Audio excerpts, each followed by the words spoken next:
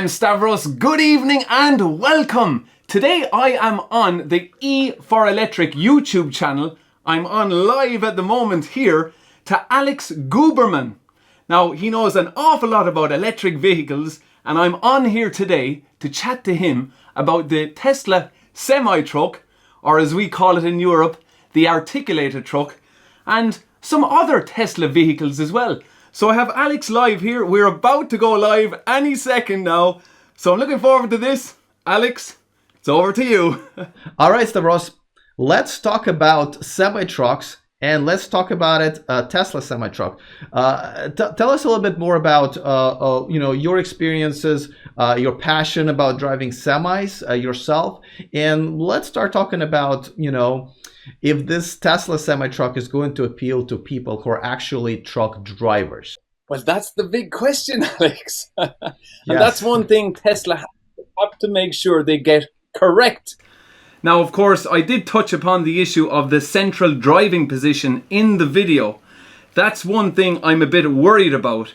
So I would actually love to be one of the designers and engineers working on this Tesla truck to get as much feedback to the engineers as possible from somebody like myself who's been driving them for more than 17 years and driving smaller trucks for more than 8 years before them. So yeah, it would be, I would really love to sit in the truck and see how it's designed inside. So and the range as well, they said a 500-mile range, Alex. Not really enough.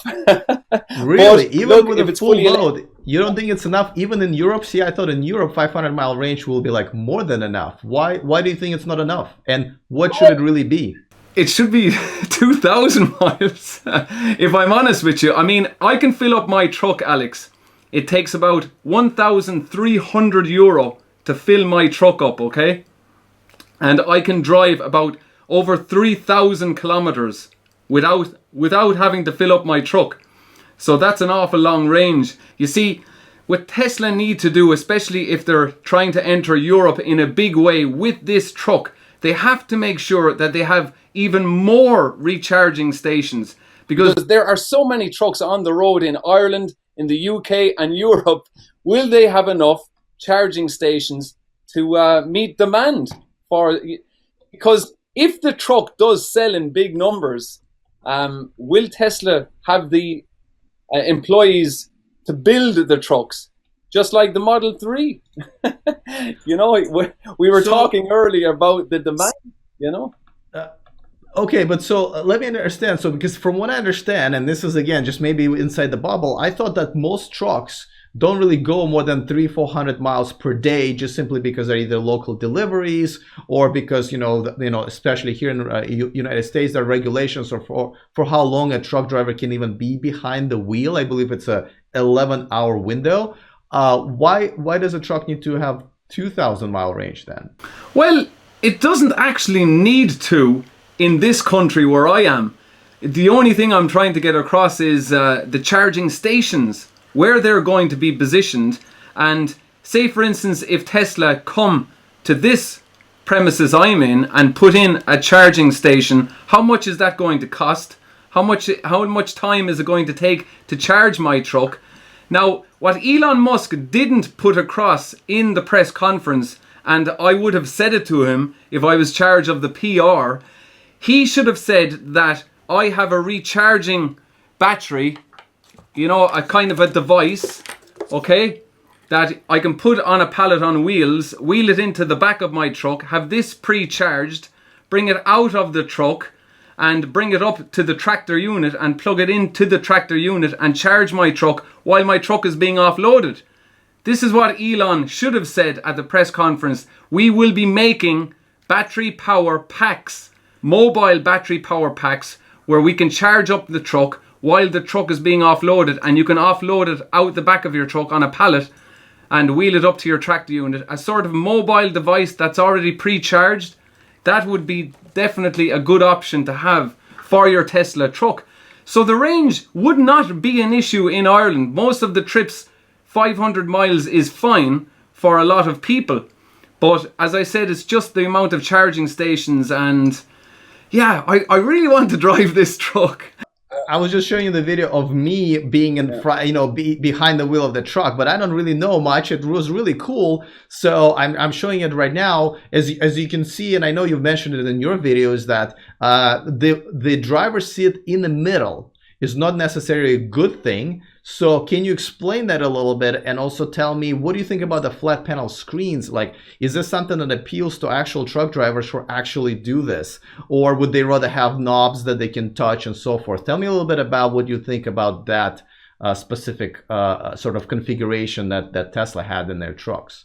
Yeah, I seen the photos of the central driving position and the two screens. That is definitely no problem at all, using those screens and touching the screens. It's just, Alex, when you're making a maneuver with a truck, some of the tight maneuvers that we have to make, you have to put your head out the window and see where your trailer is.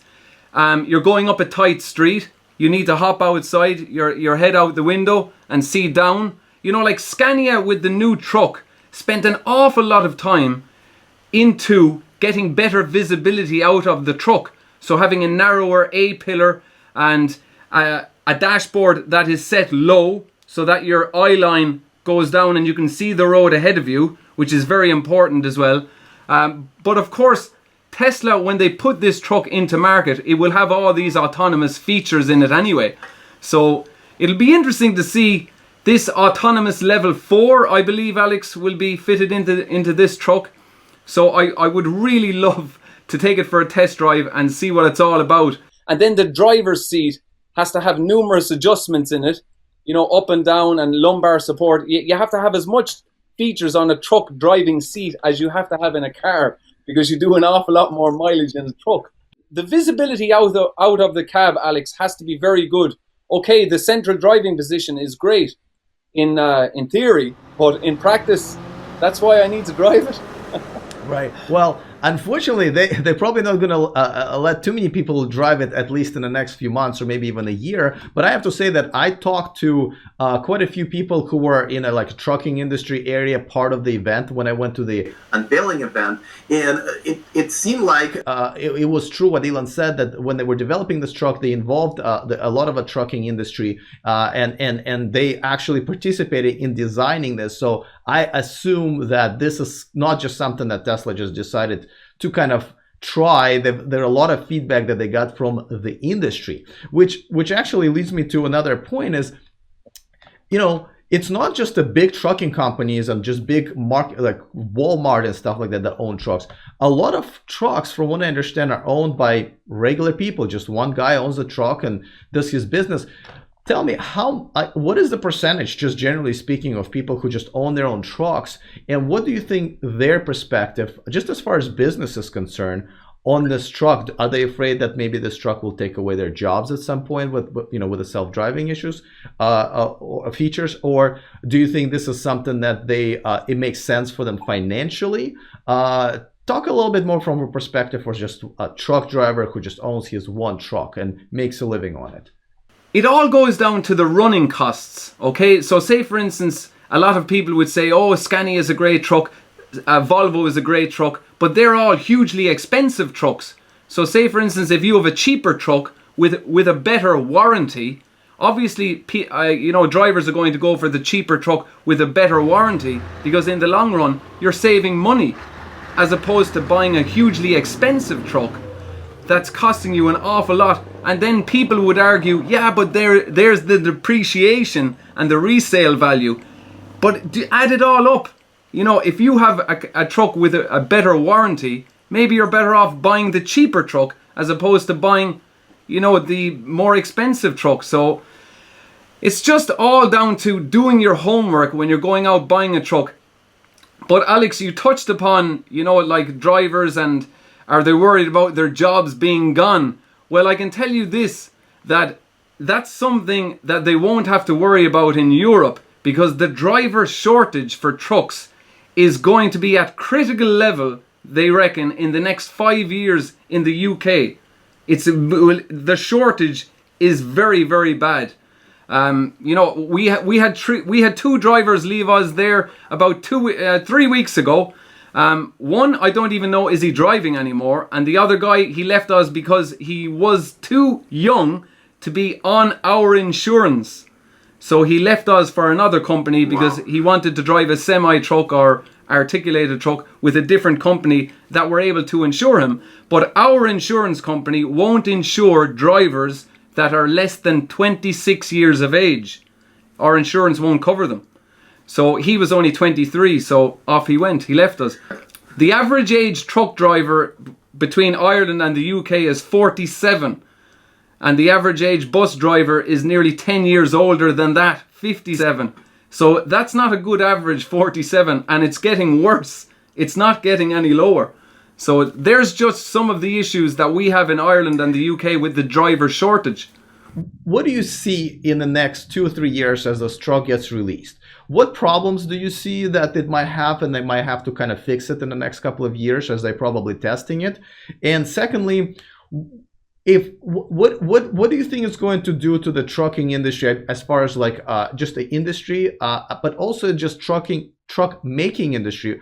Do you think it will force other companies to start making electric trucks, or do you think this is something that will come and go, and Tesla might actually lose out on this game if they don't get this right? What's your prediction in the next 2 or 3 years from what you've seen so far and from what you know about truck drivers and the trucking industry? My prediction is that Tesla is definitely onto a winner, okay? I can't put Elon Musk down or say that it's all a bad idea. Elon, you've got a fantastic idea, and all I can say is it's about time somebody like him entered the truck market with this electric truck, and they will all have to follow.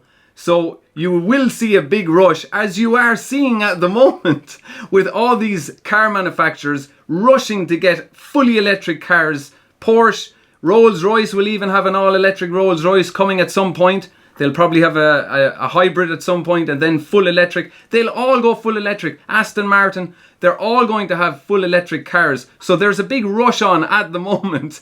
And then the technology is moving so fast. Even in the last 5 years, all the autonomous features, it's fantastic to see them coming down into cars at the moment. But Alex, one thing I can't figure out, right? We have some of the best truck manufacturers in the world in Europe, okay? Some of the best at building trucks. Yet, you buy a new truck, where's the night vision camera? All these options that have been available for more than 10 years. Like we do so much mileage on the roads at night. We don't have a night vision camera. So Elon Musk, will you please fit a night vision camera to your truck? What does a night vision camera do? Is it just for the around the truck and behind it, or it's actually to help you see forward? Help you to see forward. So looking at a night vision camera at night, Alex, is like driving with your full head beams on. That's the level of distance you can see ahead of you driving with a night vision camera. They're fantastic. I drove a Lexus LS600 that had it at night, and it extends your line of vision far forward. So why don't we have them in trucks? I don't even think it's an option in some of the new trucks in Europe. Why does the truck manufacturing business have to be so behind the cars in terms of technology? Which is why I like Elon Musk bringing this truck to market, because I know he will definitely put a lot of these features into the truck, which will make it stand out from the rest. As long as he gets the pricing right and he has plenty of charging stations. Yeah, I think if anyone's actually going to add those features that you're talking about, like a night vision and everything, just kind of pushing everything forward, that will be him. And I'm hoping that in the next couple of years, as they're developing the truck, and I know they're still going to continue working with the trucking industry, and I'm going to assume, and this is just a guess, that they're actually going to use these trucks to go between their own 2 factories in Nevada and California. And in those 2 years, they're gonna, listen more and experience more and add those features. But I've never heard, by the way, anybody say about the night vision camera, and this is why I have you on the show, is because they never even heard about it. But that's obviously a feature that I hope they put in there if it's really necessary for safety. I mean, they're all about safety. I mean, you've seen that video of they showed about the windshield, and I'm showing it right now, of the windshield being like protective over almost an explosion that can take it. So they are doing something new and innovative. Yes. So that's good to hear. All right. One other thing to Elon Musk is, right? Do you know when you hook your trailer, you get your tractor unit, and you hook it under your trailer. You know the fifth wheel coupling. Will Tesla please put a lamp down at the end of the fifth wheel coupling, so that when we get under the trailer to check that it's clicked in properly, we don't have to use a torch, to bring it in under. We'll just have a little light and a little switch in our cab that we can turn on, that we can see the fifth wheel coupling without having to carry a torch around. Just another tiny little feature if I was on the design team. Thank you so much for being on my channel. I really appreciate it. For those of you guys who have not seen Stavros' channel, it's Stavros969. Once again, the description of this video has the link to this channel. The card you've already seen on the screen earlier today. Definitely check it out. He does have a video specifically about Tesla semi-truck, so check it out. It's very informative. We'll see what happens. Thank you so much for being on my channel. I hope this is, we can do this again. Your perspective is definitely unique. I'm definitely enjoying just, being poked from outside of the bubble. I definitely want to come on again at some point, Alex, and talk about the Tesla Model 3, which you have more information on than I have. So I'd love to come on again sometime and we can do a video about that Tesla Model 3 and other Teslas that you have driven as well. We'll do that at some point. Absolutely. All right, man, this has been a blast. Thank you so much. All right, guys, I hope you enjoy this. Stavros' channel is down in the description of this video. Please go ahead and comment. Let me know what you think the challenges are going to be of the semi-truck. If you have some sort of a third-party knowledge about this from the truck driving, truck industry type of perspective, please let me know in the comments. I definitely want to welcome all of them because we're here to educate each other, really. All right, guys, other than that, I will see you next time, and remember to stay charged.